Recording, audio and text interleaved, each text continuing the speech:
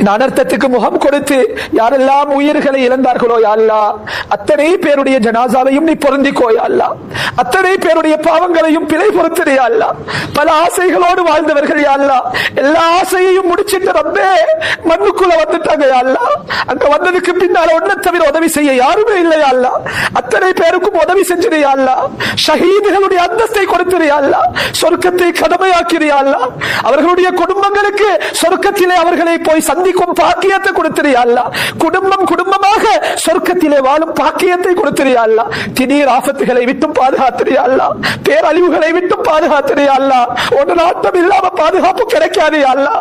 முழு உலகமும் சேர்ந்து தடை போட்டாலும், முழு உலகமும் சேர்ந்து அணை கட்டினாலும், முழு உலகமும் சேர்ந்து மறைத்தாலும் நாம் ஒன்றுமே நடக்காது யா அல்லாஹ்.